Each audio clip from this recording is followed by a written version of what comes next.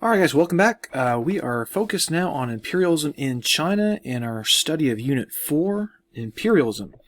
And let's try to figure out what's going on here in China as we are working our way through this unit. And we're going to see how China was affected by outside powers and then how they react to that. And to get started, guys, we're going to look at a picture here of a particular cash crop that we mentioned in our last video. These are poppies, opium poppies. And as a reminder, opium is a drug, a narcotic, a depressant. It's an illegal substance here in America, but it turns out the British were heavily focused on selling it. And that brings us to something called, yes, the Opium War. So, Britain was using opium as sort of a means of trying to balance the books, because it turned out that the British were buying a lot of stuff from China, but the Chinese weren't buying a whole lot from Britain. And so Britain was kind of racking their mind, like, man, we got to come up with a trade good to balance the books here because we're losing money. And they hit on the idea of selling drugs to China. And so a lot of this opium, these poppies, would be they would be grown rather in India and then processed and shipped to China. And this is a big operation, right? And this is a warehouse for drugs, right? The British East India Company. That's a lot of drugs, okay? And this cartoon is showing us the British basically kind of, supplying the drugs to the Chinese. Here they are once again. Almost like by force, right? Take my opium or else. So this, of course, is going to lead to a real problem because you have literally millions of Chinese who are opium addicts, and their addiction was extreme, to the point where, they're not going to work, they're not taking care of their family, they're just withering away. It's a really, really bad situation. And so the Chinese decide to take a stand. And so the Chinese government orders the seizure of these big chests of opium and destroying the opium. And the British were not thrilled about that. They were very upset that their property was taken. And it eventually is going to lead to a war declaration. So Britain is now going to war in 1839 against China. Again, we call this the Opium War. It's not a war against drugs. It's a war to force the selling of drugs on China. Now, let's think about advantage here. Who's going to have the advantage in this Opium War? Britain or China?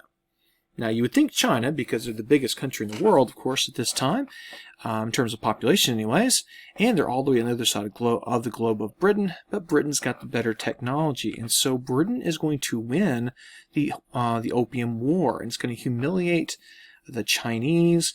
They're going to lose their right to ban British opium. They're also going to lose territory. They lost an area that will become the port city of Hong Kong, a very important trade port for the British going forward. And Hong Kong, right, so there's China, there's Hong Kong right there. That was the treaty signed between the two sides. Again, this was a humiliation for the Chinese. And there's modern-day Hong Kong. So, again, that big metropolis got its start from this Opium War all those years ago. Now, let's think about China going forward. They've just lost this humiliating war against the British, right? They've lost. How's this going to affect its relationship with other European countries? And of course, what's going to happen is the other European countries are going to see China as being weak, as kind of an easy mark. And this is going to result in something called spheres of influence being carved out in the late 1800s. And you can see these spheres of influence in our map. We've got a Russian zone, British zone, German, Japanese, and French, primarily through here. And then also some so-called treaty ports all along the coast. Now, what are spheres of influence? Well, they're not colonies, okay? So no one is taking huge swaths of land. Yes, outside powers will take little pieces here and there, like Hong Kong and so forth.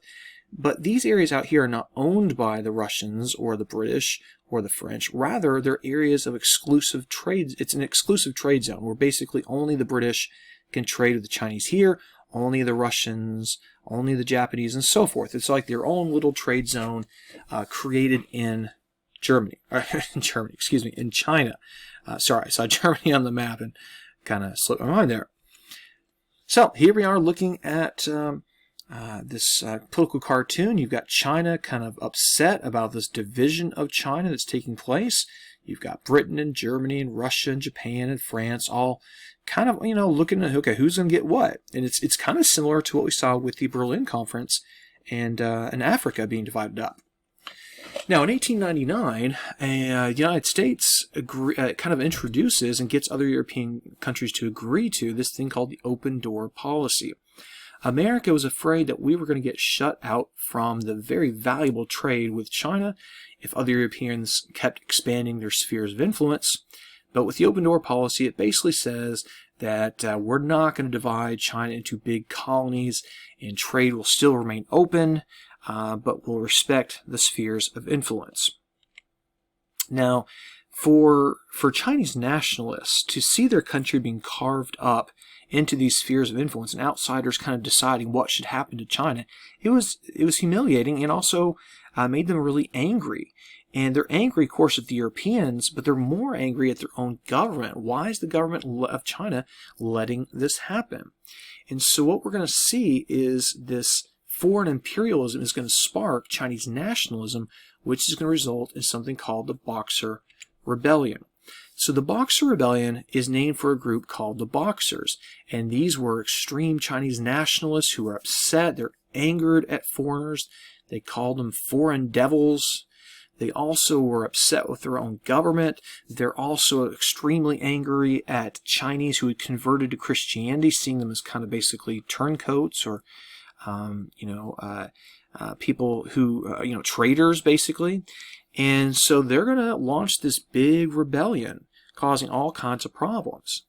Now, ultimately, what's going to happen is the Boxers, who you can see depicted in this very intense political cartoon, the Boxers are going to make their way to Beijing, or Peking as it was called back then, which is the capital of China, and they're going to lay siege to this the foreign section of town where lots of diplomats and merchants from other countries lived. And it looked like the Boxers might overrun this area and slaughter thousands of foreigners.